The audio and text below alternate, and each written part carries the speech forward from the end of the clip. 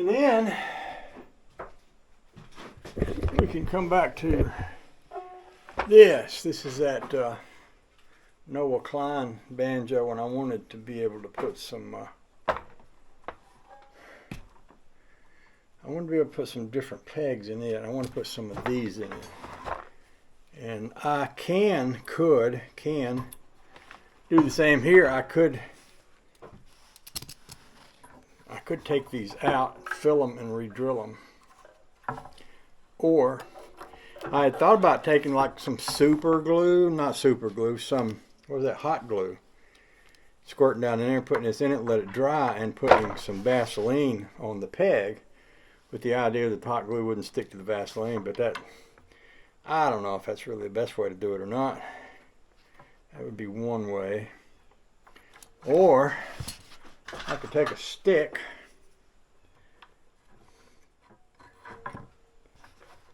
hopefully one just a little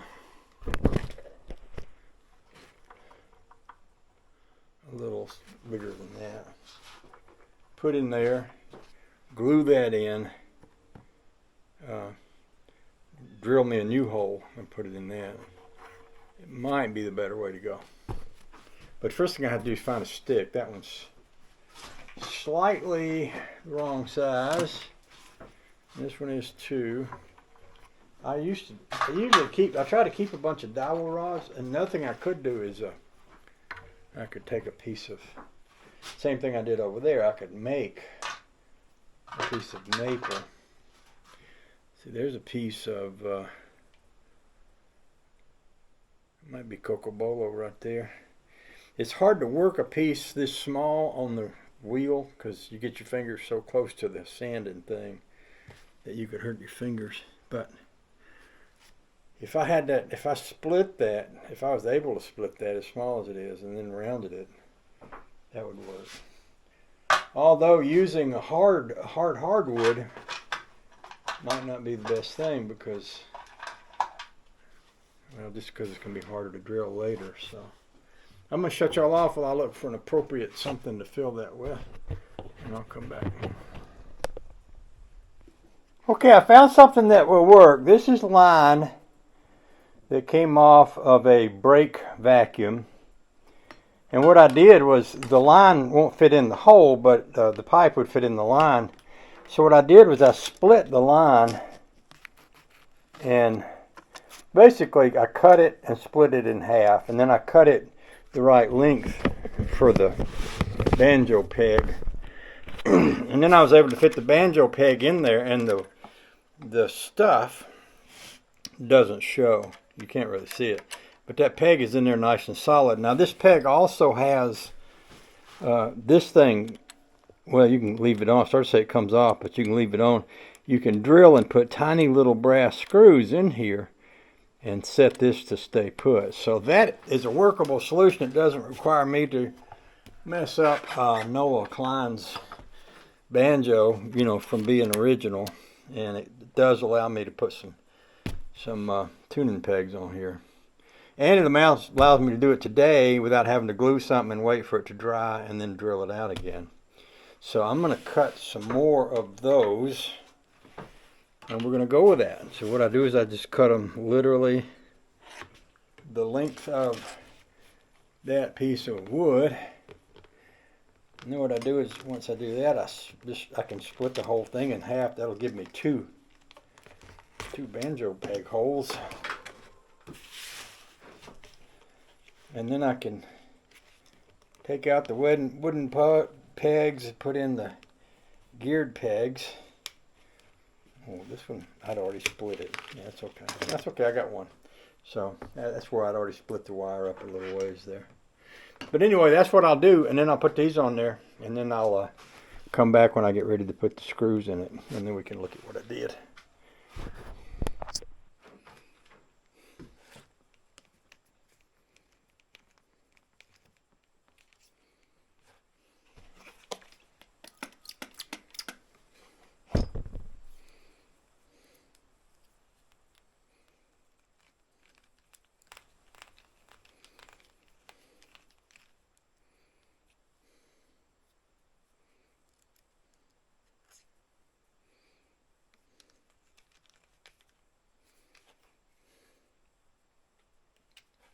Okay, I bought something new. This is a, I guess it's a Dremel motor with a shaft. I was using this thing before. This is a Chicago Pneumatics, I think, and it's a cheap. You can still buy them on eBay, and it has a shaft, and this little plastic thing broke off, and then there's a shaft, like a speedometer shaft, that runs through this to the other end of the wire, which look, well, here's where I tried to tape it back up, and there's the shaft, and here's the little thing on the end of that. It worked until it broke that piece. I have a box of new dental drills around here somewhere, but I pulled them out the other day. I remember looking at them. I don't remember where I put them, and being that I am the kind of person I am, I'll find them at some point, but this is the one that came out of there, and I don't know how sharp it is or how good a job it will do. But what I need for this to do is to drill a hole down next to these little pegs, the holes where the holes in the pegs are. Looking for my rag. I put a little bit of oil on those pegs, and a little oil won't hurt the banjo none. In fact, it'll probably do the wood good, but I'll wipe off a little excess. So what I want to do is drill a hole right down. Well, I can show you. I think. Put you over here where you can you see that? How about now? Can you see? Right there. Okay. So if this works, oops, I got some oil in that too. I am a wonder. I am just a wonder to behold. And this thing is foot activated. So, what I'm going to try to do is drill a hole. I don't want to get too close to the edge here. That looks pretty good. And I'll show you the little, I got a little brass screw. Actually, this screw is stainless steel, and it's a Phillips head. So if I had, I'm going to need 1, 2, 3, 4, 5, 6, 7, 8. And probably have that many. Some of these other ones I have are a little longer. The shorter ones would be easier to get in there than the longer ones.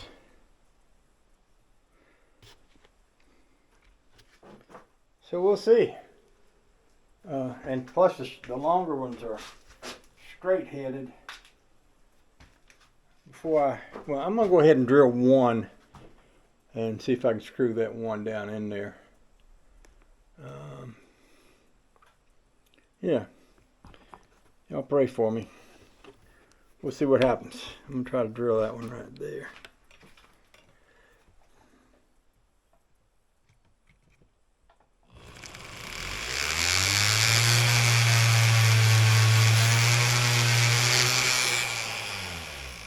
That's pretty good for starting a hole.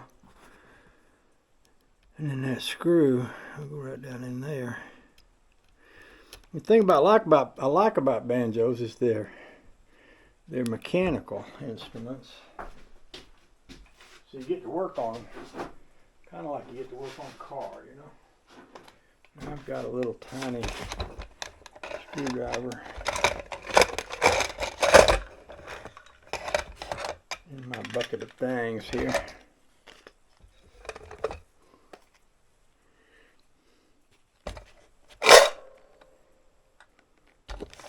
I thought I did. I might have pulled it out. It could be sitting here on the table somewhere. There it is. So let's see if we can start that one in there. It might be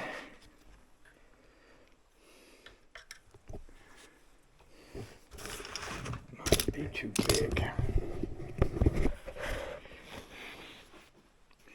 It needs to go right down there.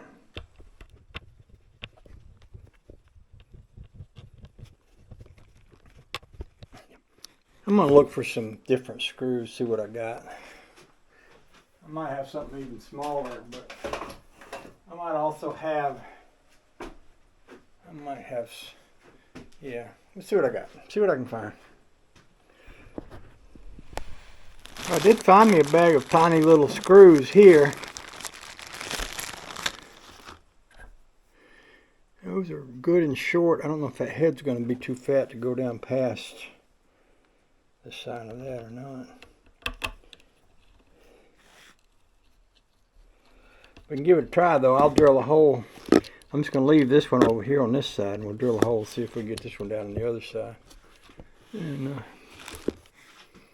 wish me luck. I think I've got some more somewhere, but I'm not exactly sure. In my disorganized state here, the way things are set up down here. I think what's happening here is this is rubbing against the side of that. I think it's probably going to do the same thing over here. That's why I don't much want to move.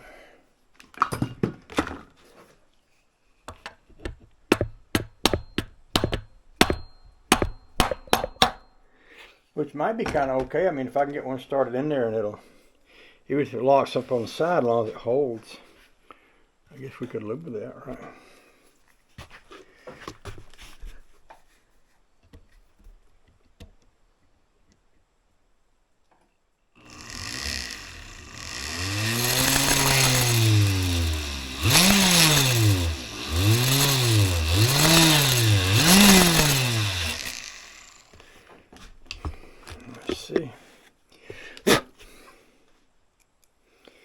I like that little drill motor, that little, I guess that's a, what do you call that, a Dremel tool motor on a flexible shaft. That works real slick, a lot slicker than that old one did.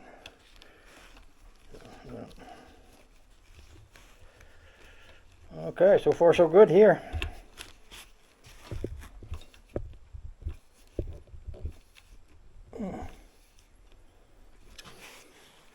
I think I'll take this one out.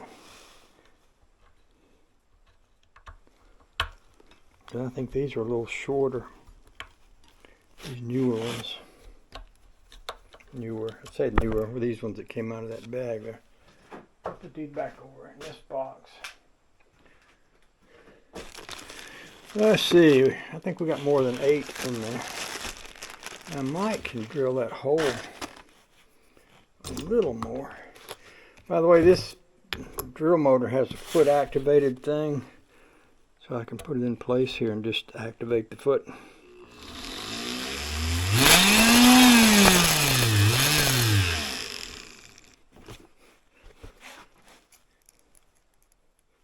Boy, I could do with a bigger screwdriver. I might have one down here. If not, I'll go get one. Let me see what I can find.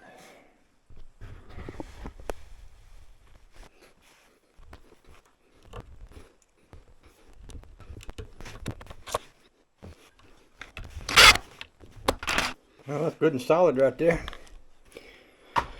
Okay. Oh, that's going to be good.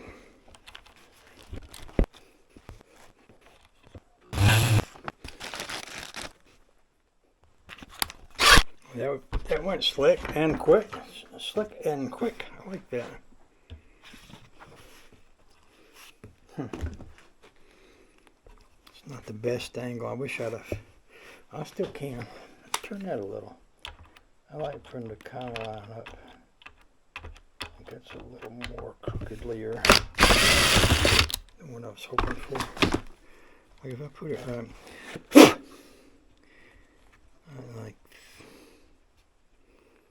like that, it kind of lines up better with the net, I think.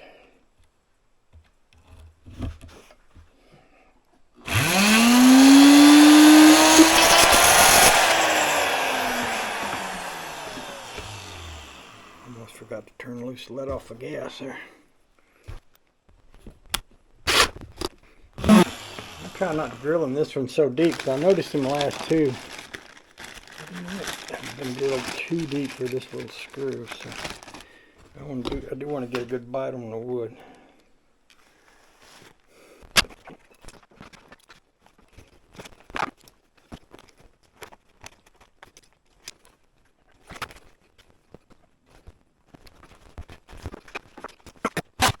I'm going a little less deeper on these so that I get a little bit more screw hold.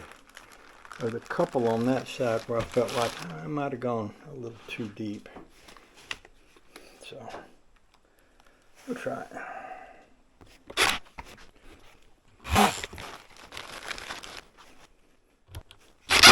Alrighty, one more to go.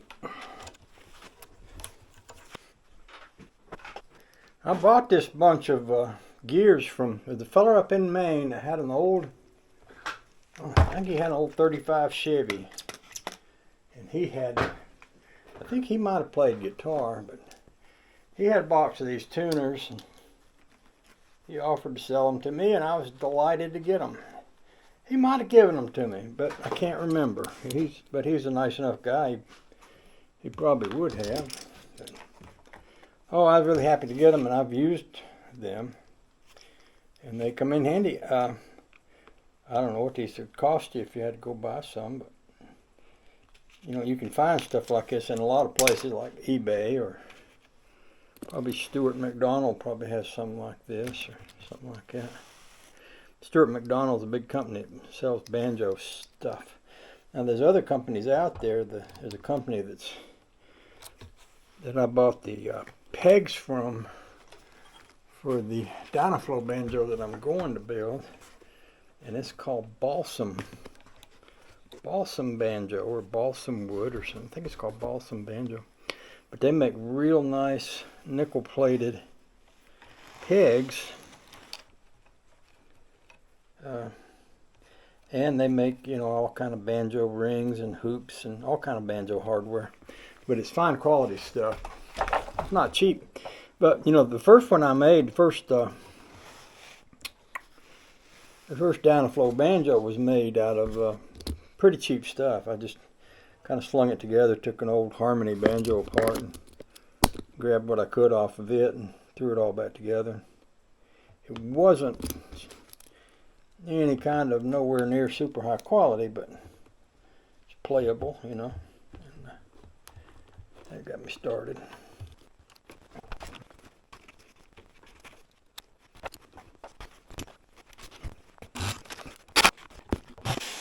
I was talking to a guy at church the other day. He's got, Kevin, he plays in our church band. He said he's got a Gibson Mastertone 5-string. He wants to put a 5th string capo on it. And I said, well, I can do that. I got thinking, maybe I shouldn't volunteer to do that, because that is a super expensive banjo. And man, if I messed that up, that'd be awful. So I don't know if he didn't jump right on my offer. He may have seen some of my videos and figured out the kind of work I do and decided to steer clear of me. And to be honest with you, I wouldn't blame him if he did. But we'll see if he wants me to. We'll figure something out. Okay. So that's number 1. And that one's going to go right there. I kind of like being able to work in the banjo shop a little bit again. Years ago, let's see, I'm trying to remember when I first started working on banjos, but I remember at a certain point I got married, and this lady had a nice basement, and I'm going the wrong way. And she let me set up a little banjo shop in her basement, and I built me a set of shelves down there and bench. And you know, I had all my little shelves, had drawers, built drawers, had it all set up so I could set up a little banjo shop down in her basement. And when we got divorced, I didn't have a bed, and I rented this tiny little apartment from George, who's the guy that got me converted over to clawhammer. I took those shelves apart. Well, I offered her to let her keep them shelves and benches. I said, you know, if you down there in your basement, if you want to keep them, you can. No, you take them. So I took them apart. I took them over to that tiny little apartment, and I reconfigured them. Well, actually, I didn't do it there, but when I bought my own house.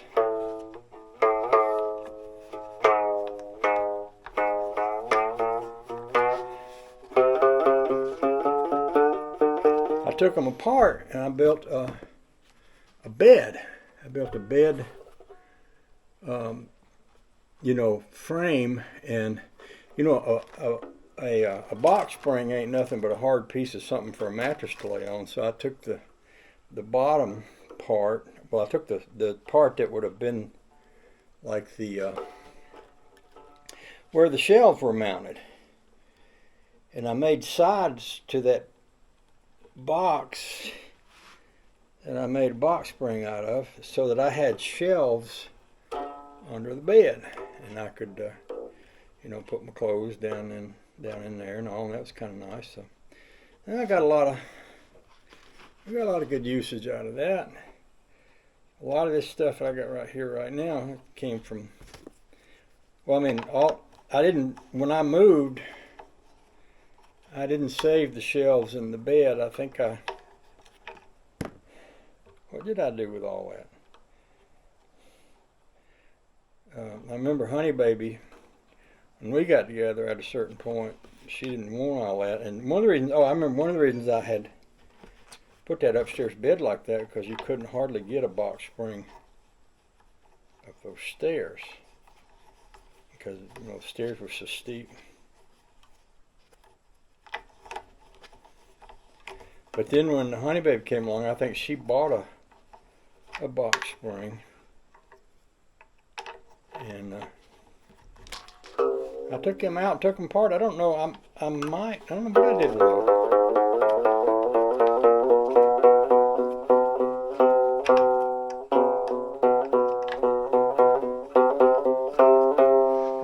I might have given them away. I do that a lot. I like to give things away when people want them or need them. When people want stuff, it's kind of nice to be able to be a little generous. I always feel like it comes back to you in the long run.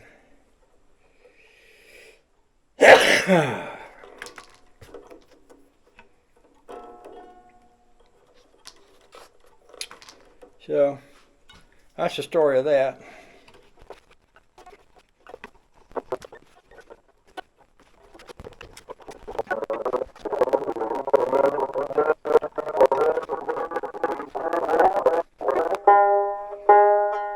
Now,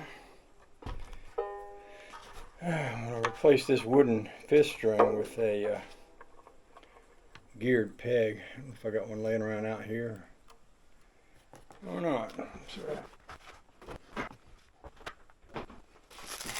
And I may have to make this hole a little bigger for this peg. I don't know yet. Yeah. Now I've got a special tool for that. I've got a reamer.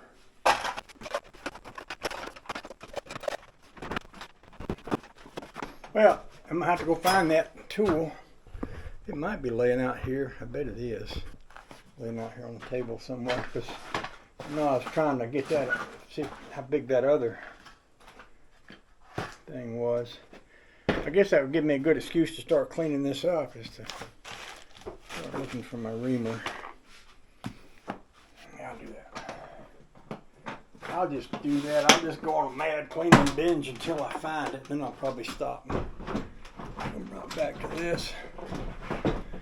See y'all in a bit. So I found my reamer, and this is how it works.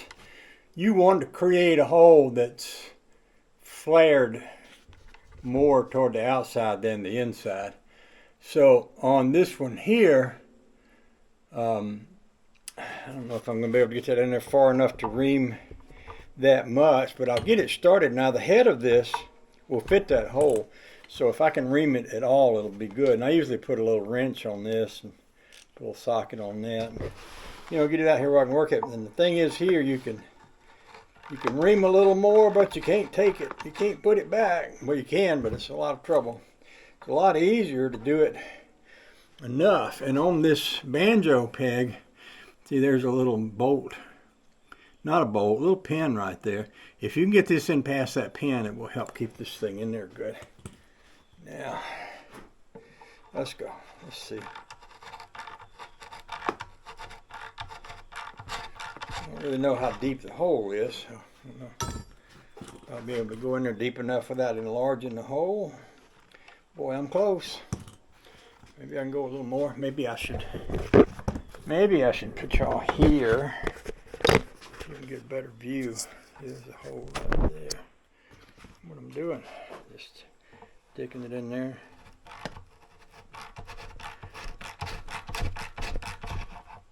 You can see how much sawdust came out with that. And see, that's the hole that I want to go past, the little pin thing I was talking about. And this pin thing here needs to be turned because the string's going to come up and through that little nut right there. So that's a pretty good angle. And you notice the pin is just inside there. So I'm going to go just, let me see if I can get a little bit more. I don't want much. I got a lot of sawdust. And you don't glue these in, they just stick in there. Now that's in there pretty good. Sometimes I'll take a little hammer, not, you know, just not a hard hit, but just a little bump.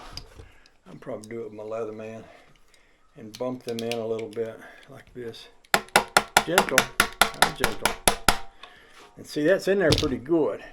And now I can bring my fifth string back up here and feed it through that hole there.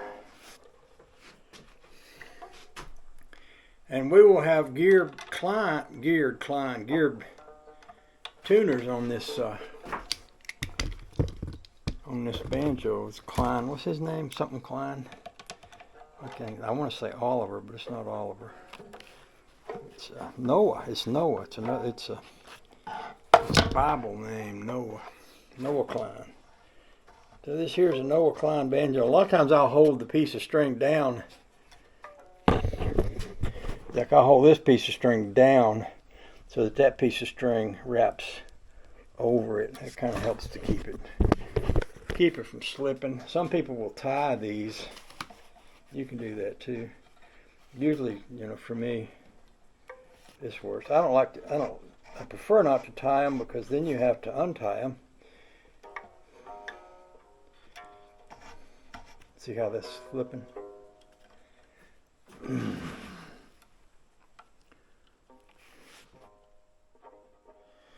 might want to stick it through there from top to bottom. Just kind of grab it and pull it back this way.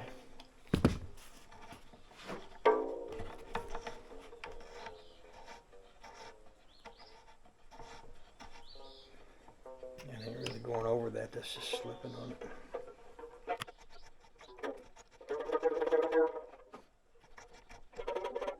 And see, this needs to go through that little nut there. That little head of that screw, not nut. That needs to go up through that.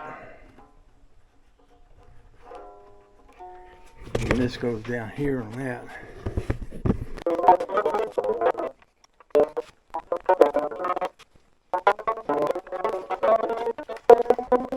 See, there's two things happening when you're tightening strings. One is that the string stretches, but two is that this little skin head, it will mash down in there, and you've got all 5 strings mashing it down. So if I'm tightening this 5th string, a lot of times that's changing the tension on all these other strings because it's changing the mash downness. Is that a word? That's not a word. That's 2 or 3 words mashed together. That's close. Pretty close. We'll take this back up to the house, see it later on, and we'll just pick a few tunes on it.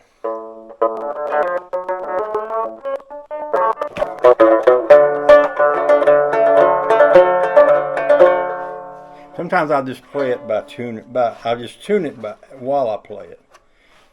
And sometimes that's the best way for me. I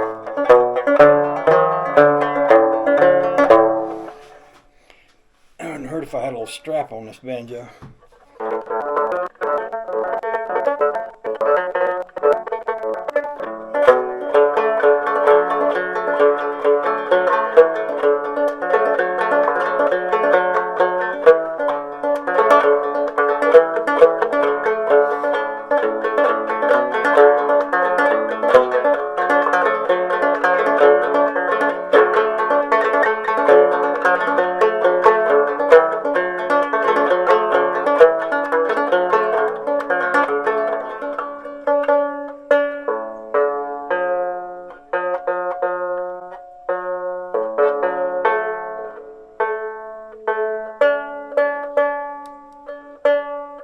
You know how to tell a happy motorcycle rider? And bugs in his teeth. You know how to tell a happy banjo player? He's playing banjo.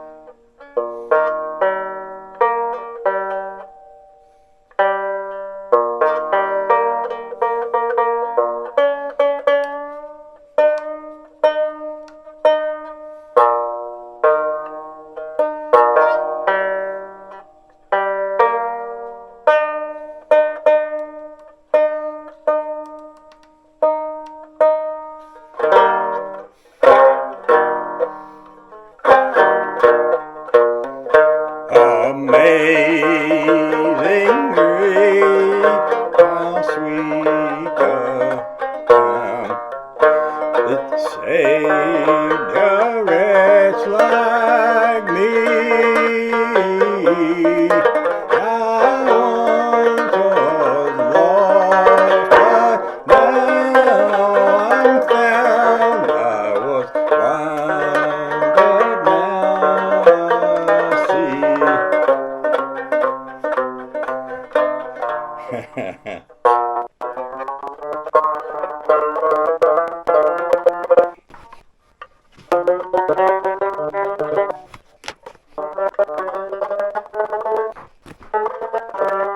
My hands must be better because the other day I wouldn't have been able to make those twisty motions.